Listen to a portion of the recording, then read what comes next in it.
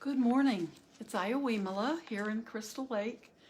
We had quite a bit of snow, not last night, but the night before, and it's kind of a sloppy, wet snow, but now today it's very crispy. It looks like we had about 5 inches, and January is our snowiest month, although we've had less so far this year than we usually do. And I realized it's getting, this is going to be a difficult month. And usually the first month of snow can be nice to see the season change and nice to see the snow. And it gets really difficult around late February and March when there's a lot of snow. But this year I'm thinking this is going to be tough because up until now, we've had days every week where we can get out. Hi, I'm seeing lots of friends. We've had lots of days when we could get outside, or I could talk to people on the patio or take a walk. And now we're getting to the kind of weather where nobody wants to stand outside and talk.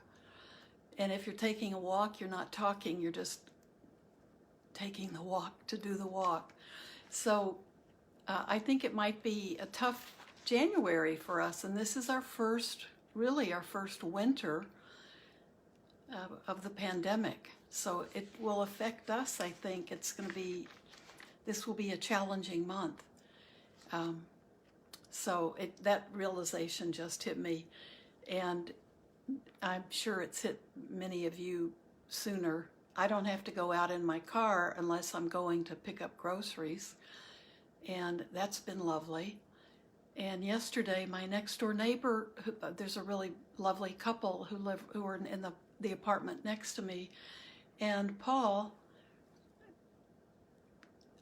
came up to my patio door and said he wanted to, he had already cleaned my car off, and he wanted to see if I wanted him to move it so the snow plows, which were out, could clean the spot. And so even that was taken care of me. That was a treat. I haven't had someone do that in a long time. And I'm quite capable to do it, but what a lovely gift that was. So they're sweet, generous, giving people everywhere, right? So there's a poem that I've been carrying around. And there was something on, someone put something on Facebook, this was a month or so ago, and it was music, and it was music, and the poem In the Bleak Midwinter. That was either what it was about or something when I went to YouTube to check it out. So I went down one of those rabbit holes from Facebook to YouTube, and remembered how beautiful that poem is and how beautiful the music is in the Bleak Midwinter from the poem by Christina Rossetti. And that was what kept coming to my mind today and yesterday with the snow, and realizing what the implications are for us. So this is a Christian song, and it's about Jesus. But I think I think the thought is beautiful, and how even in the darkest of situations we can change that, we can transform that. So I want to read this, and most of us will remember the music. It's beautiful if you check out YouTube. They're beautiful, different ways this song has been put to music. In the bleak midwinter, and this is by Christina Rossetti. In the bleak midwinter, frosty wind made moan, earth stood hard as iron, water like a stone. Snow had fallen, snow on snow, snow on snow, in the bleak midwinter long ago. Our God, heaven cannot hold him, nor earth sustain. Heaven and earth shall flee away when he comes to reign. In the bleak midwinter, a stable place sufficed, the Lord God Almighty, Jesus Christ. enough for him whom cherubim worship night and day, breast full of milk and a manger full of hay. Enough for him whom angels fall before, the ox and ass and camel which adore. Angels and archangels may have gathered there, cherubim and seraphim throng the air, but his mother only, in her maiden bliss, worship the beloved with a kiss. What can I give him, poor as I am? If I were a shepherd, I would bring a lamb. If I were a wise man, I would do my part. Yet what can I give him? Give my heart. So that the title in the bleak midwinter is all through here, but the last line, and that's all. I think this is just, it's there's a little bit too much rhyming in this poem, but it's just beautiful. And we can all do our part, right? There's always something we can give. And remember that this January, if it's the middle of winter for you, we can always give a smile or a cheerful word, or even the least little thing can make a big difference for someone, just to let them know that they're cared about and that they're part of something. They can feel the connection. And sometimes we, recognizing that connection ourselves, even if we feel like, oh, we're completely self-sufficient, it's good to have a bigger circle of connection and always be open to recognizing an opportunity for that.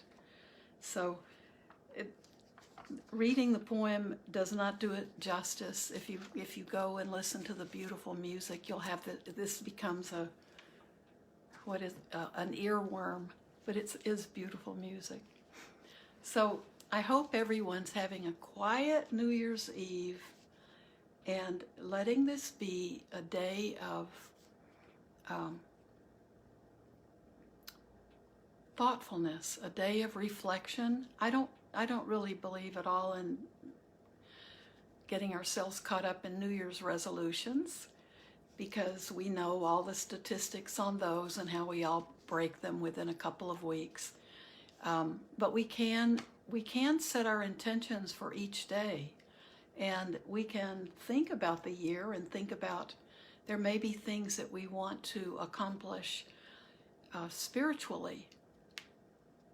Recently, I've talked to someone who asked if I would teach a precepts, work with her to study the precepts. And I asked her, and she wanted to do it on Zoom. She lives far away. And she said she would love doing that. That would be even better. I think there's more discussion and more opportunity for people to talk in a small class. And so I thought that's a beautiful way to think of 2021, because we have had to suspend so many things that we kind of routinely do at the temple.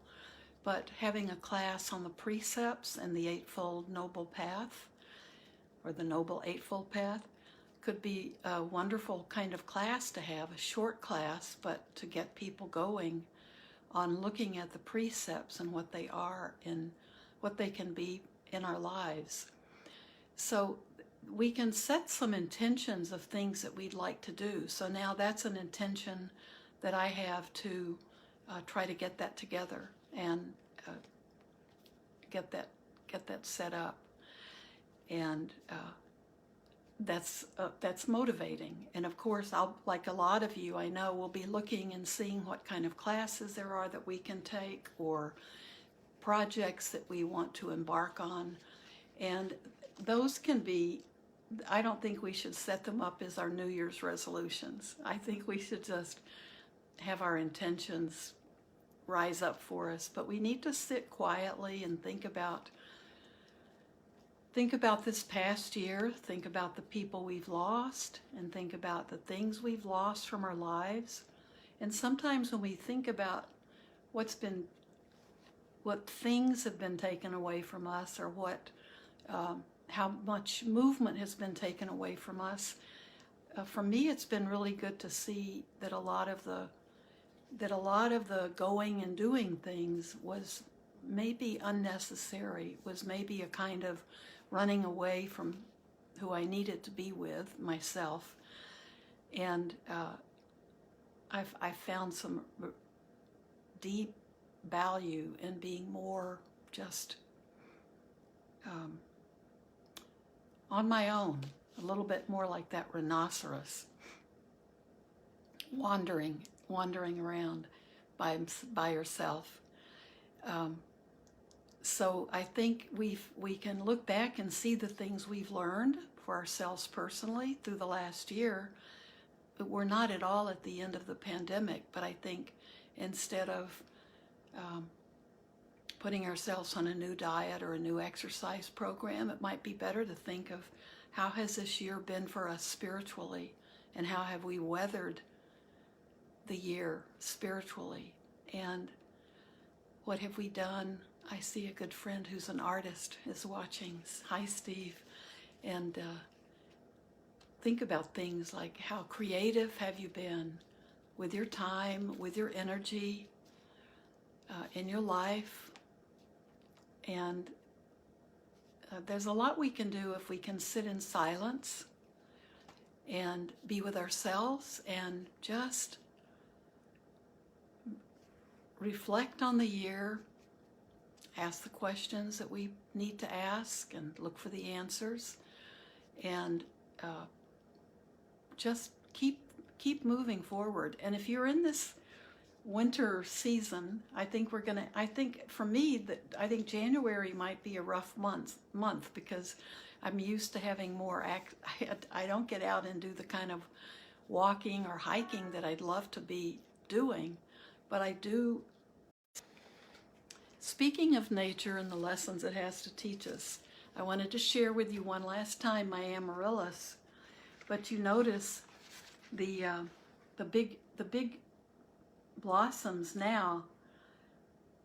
The only one that's blooming. The others are fading away, and the big one, gorgeous one that's taller than anything else and blooming like crazy, is the one that didn't bloom and didn't bloom and didn't bloom, and I thought maybe it was not going to make it.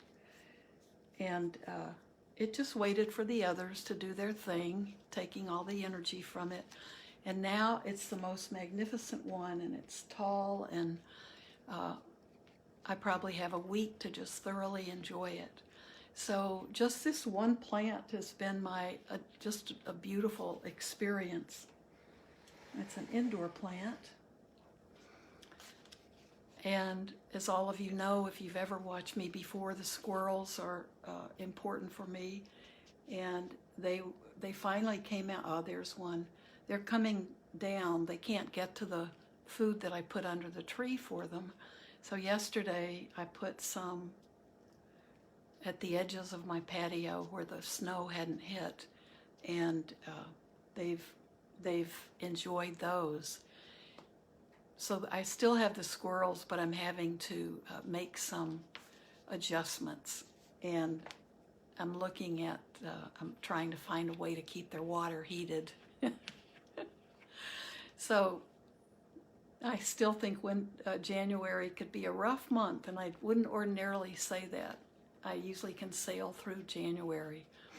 And last year by February, I was in Florida and was able to spend some time there and be with the Blue Lotus Meditation Center there, and also spend time on the way with my mom and my brother and his family, my sister-in-law Kumiko. And then coming back from Florida, I got to be with them again. And that was the last time. And as soon as I got back, within a week, we had shut down for the pandemic. So this will not be a Florida January or February, sad to say. So let's do my wish, and then we'll sit a little bit if we have a little bit of time, and then I'll leave you to your New Year's Eve, and beautiful reflections and time with yourself, hopefully, and some time with your loved ones that you're with. Hope you're not going out to party. So I just heard that a beautiful restaurant, it's a Japanese restaurant here in Crystal Lake, has opened their dining area, and some people were really shocked at how strange that felt. People coming in without masks, and it gets kind of crowded when it's a busy place, and that was shocking to me. I wasn't even sure if restaurants were open indoors these days. So we have to remember, especially as we move into this now new phase of the pandemic, where we know there are vaccines, people are getting vaccines, some are choosing not to, others are way ahead of where we might be in line to get them. And I know some people who can't take the vaccines because of other allergies they have, and they're on the, they can't take it because the interaction and the possibility for a bad reaction is present. So we don't know how long getting the vaccines will be and getting the second round of them, and we don't know who's taken a vaccine and who hasn't. So doesn't mean we can be careless about anything. And in Crystal Lake, here where I live, the numbers have gone up. The percentage of positive testing has gone up just in the last few days, thanks to thank you, Mary Ann, for sending me that data. I wasn't going to say that the rate's going up thanks to Mary Ann. No. She just is good about sending the data out. So we have to be very careful. And so I think that takes some reflection too, to decide how we are going to handle dealing with this really uncertain time. We need to not back away from taking care of ourselves and others. So I want to read my wish. This is from Shantideva, from the Way of the Bodhisattva. We call it my wish at Blue Lotus Temple. And we chant this when we're at the temple every time we do our chanting as all the group of people who are at the services. We always chant this in English. So let's do this as a commitment. Not a resolution, but we can set our intentions to practice every day, and this could be a good way to begin or end your practice. May I become at all times, both now and forever, a protector for those without protection, a guide for those who have lost their way, a ship for those with an ocean to cross, a sanctuary for those in danger, a lamp for those without light, a place of refuge for those who lack shelter, and a servant for all in need. By means of this meritorious deed, may I never join with the unwise, only the wise, until the time I attain Nibbana. So now let's sit and just begin to be aware of the body breathing.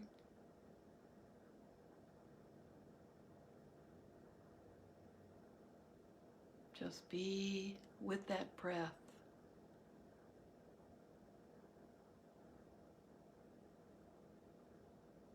You can be aware of the breath around your nose where the air is coming in and going out. That's a more subtle sensation.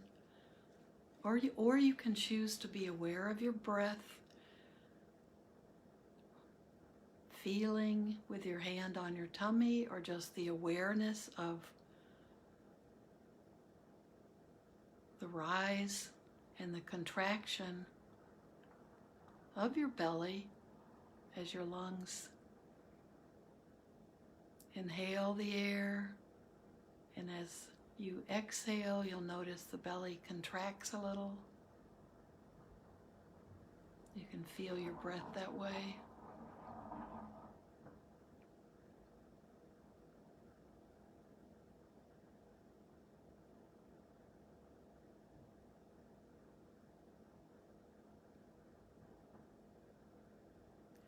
Just let everything else go. When you become distracted,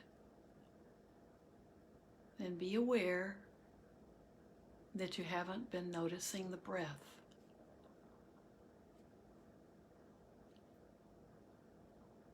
And then allow yourself to bring your focus, bring your awareness just back to the breath, each breath.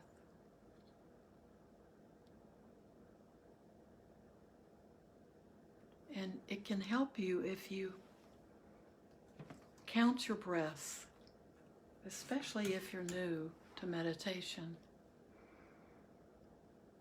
Breathing in 1, breathing out 1, breathing in 2, breathing out 2, breathing in 3, breathing out 3, breathing in 4, breathing out 4, breathing in 5, and breathing out 5. Now begin that cycle again, breathing in 1, out 1, in 2, out 2, in 3, out 3, in 4, out 4, in 5, out 5. Now just continue silently with your own breath. And that's a very good way to help you recognize when you've become distracted, when your attention has wandered away, because you'll lose count.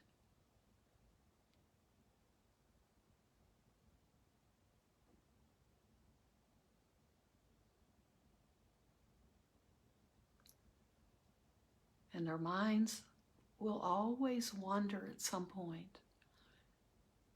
But what we're trying to do is just tame that mind so we can teach it how to settle down more quickly and can feel that it can be calm for us when we need it to be calm. But it takes a long time to do that because our goal is not just when we sit and practice meditation. Our goal is to have this calm mind and the ability to calm our minds when we need to in our daily lives and to be aware, to be awake. And that awareness is mindfulness.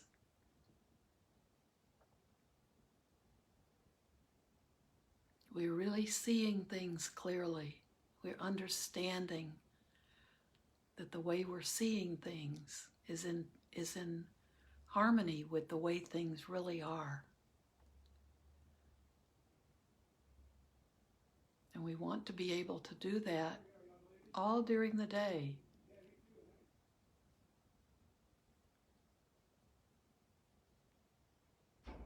But we can begin our training while we're sitting and practicing, specifically practicing meditation.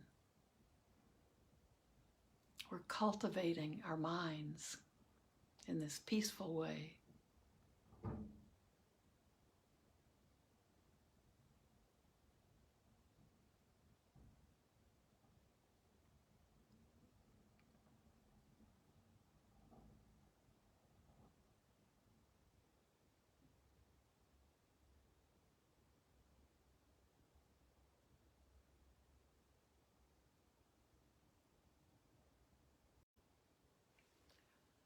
So I think my time is up, but if you're sitting, just keep sitting. Try to make it if you're just brand new, if you can sit for 5 minutes, that's great. But try to have a practice where maybe over the course of the day, you begin with 30 minutes, 10 minutes here, 10 minutes somewhere else, and just allowing yourself to be quiet and still and sitting, being aware of your body. We often do those body scans, so we're working with our breath, and we're always working with this body. So put some of this into your day. If you do yoga, or yoga nidra is more of a kind of body scan, and you can find yoga nidra, those practices.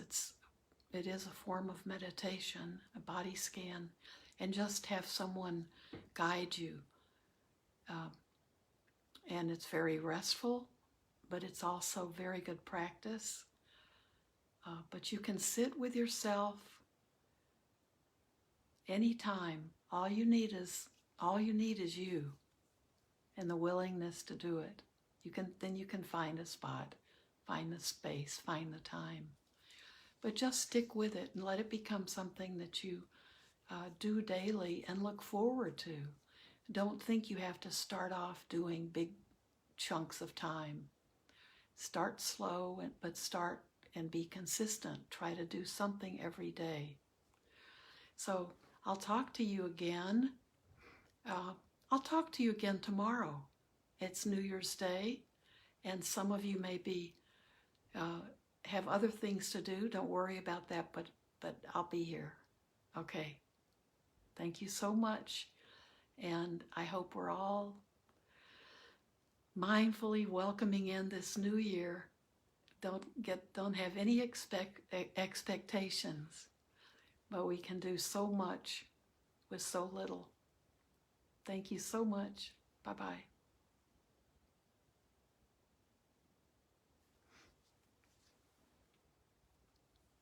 Hi, Steve.